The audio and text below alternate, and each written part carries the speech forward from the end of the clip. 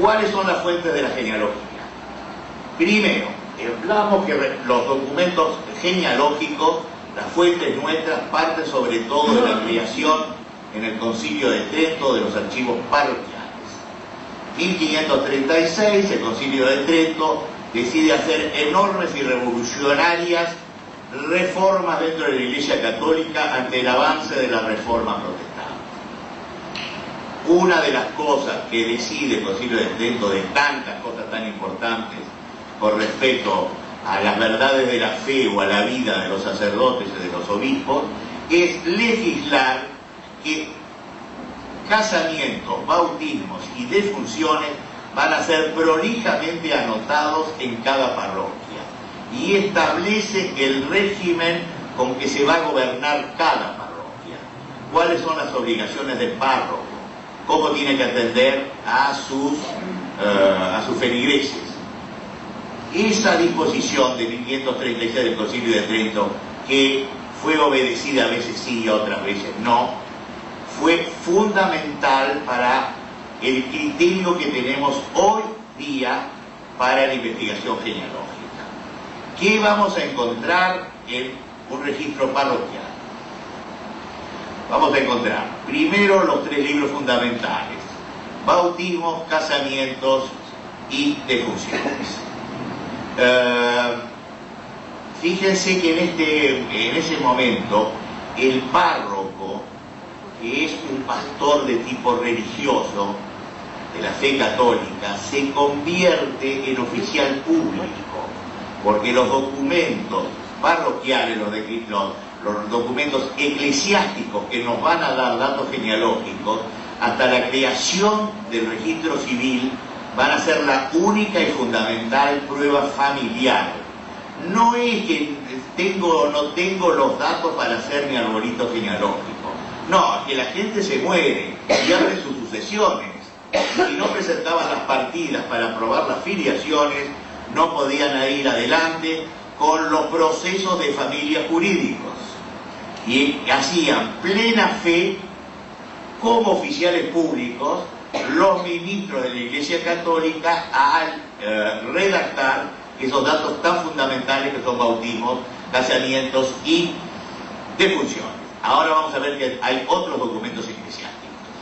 ¿Por qué como oficiales públicos? Ya con la sola redacción de esas partidas eclesiásticas, como ordenó el Concilio de Trento en 1536, nos damos cuenta que está actuando como un oficial público. Por lo general, tomemos el ejemplo de un bautismo, por lo general la redacción más o menos así o de otra forma consignaba los siguientes datos: en la parroquia tal día, mes y año, yo fulano de tal, o el otro cura teniente, porque de esa forma indicaban qué rango tenía el sacerdote, qué autoridad tenía, qué facultades, qué competencia para elaborar un documento público. Bauticé o puse óleos, ahora vamos a ver la diferencia, a fulano de tal, hijo legítimo o natural o bastardo de fulano y de fulana. Nacido tal día, está dando no solo la fecha de su bautismo, de su anotación, sino que está contando un hecho anterior, cuándo nació esa criatura y dónde. Y por fin señalan los padrinos, siempre con la aclaración de que se ha creado un parentesco espiritual. Los padrinos no podían casarse nunca con su ahijado. Por eso siempre dice, fueron padrinos fulano y fulano, aquí les advertí el parentesco espiritual, porque no podían los padrinos casarse con su ahijado. Les he contado de que hay una pequeña diferencia que es una trampita que nos ocurre a los genealogistas. No todos los bautismos son bautismos, porque a veces fíjense que no dice hoy bauticé, dice puse óleo y crisma, porque fue bautizado por necesidad en tal fecha por fulanito. Estrictamente no son partidas de bautismo, son partidas de oleados, son partidas de óleos. Entonces, yo cuando advierto la diferencia, lo consigno en mi trabajo de genealogía, no pongo bautizado, sino que pongo oleado. En tal fecha, y que fue bautizado por necesidad, por fulano, lo que dice la partida de bautismo. Pero ahí hay una muy sutil, pero muy importante diferencia. Lo que es un bautismo y lo que es un acto dioniano.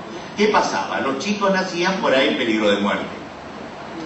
Y ustedes saben que el agua del socorro, la Iglesia Católica ha establecido que lo puede dar cualquiera que con intención de bautizar lo haga. Entonces los agarraban en el medio del campo con una criaturita, un parvulito que se estaba por morir, y lo bautizaban con el agua del socorro, cualquier cristiano.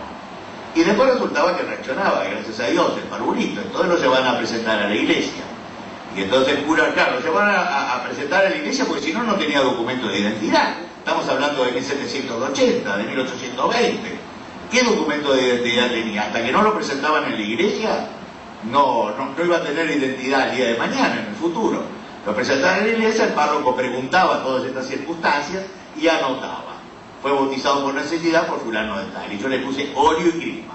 Y lo anota y tiene naturalmente padrinos, como todos los niños que se bautizaban. Vamos a ver el matrimonio. El matrimonio se indica lo mismo, la parroquia, la fecha y quién es el ministro oficiante. El Concilio de Trento ordenó que no solo las partidas de bautismo tuvieran el nombre de los padres, sino que tuvieran los 4 abuelos con el lugar de origen, y que el casamiento tuviera el nombre de los padres de los contrayentes con el lugar de origen. Como cada cura párroco era autónomo en su parroquia, hacía lo que se les daba la realísima gana, y consignaban lo que ellos querían, y eso lo sabemos por experiencia. Hay párrocos que muy prolijamente sometían a un gran interrogatorio a los padres de bautizado o a los contrayentes y ponían todos los datos. Eso no es lo usual. Y no es una cosa de salvajes americanos, sino que en Europa pasa exactamente lo mismo. Hay partidas en Europa magníficas que traen los abuelos, los bisabuelos con sus lugares de origen, y otras partidas que son sumamente escuetas, y uno se queda con muchísimas ganas de saber más. Fíjense que el sistema de anotación de partidas sacramentales latino parecería ser bastante más amplio, bastante más completo que el sistema germánico o que el sistema sajón. Las partidas de bautismo de los sajones, de los alemanes, son muchísimo más escuetas. Consignan, para empezar, los alemanes o los ingleses, se ve que no querían trabajar mucho las parroquias. Establecían una especie de cuadriculado, no redactaban esas partidas largas con todos esos detalles, y anotaban, por ejemplo, John, padre, Edward y Mary Brown, porque la madre había perdido totalmente el apellido de soltera. La fecha, 13-12 de 1730,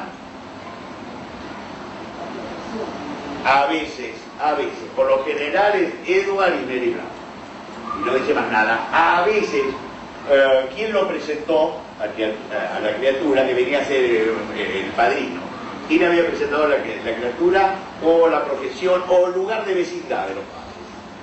Y es la cosa más escueta del mundo. Yo me pregunto cuando les pedían una certificación de este bautismo, ¿y qué ponía? Nada más que esto, lo que tienen puesto en un cuadriculado. Bueno, son costumbres de cada pueblo, no tenemos por qué criticar nada, pero sépanse que el sistema alemán o el sistema inglés es mucho más escueto que las partidas de origen latino. Señor. ¿Estás refiriendo a la iglesia anglicana, a la iglesia todas, o a la iglesia católica? También, la iglesia católica en Alemania y en Inglaterra. Son muy escuetas porque tienen esa costumbre de escribir poco. En la iglesia anglicana está ya está el cuadriculado hecho. La fórmula se indican los lugares. Sí, la fórmula. Directamente. Se indican los lugares.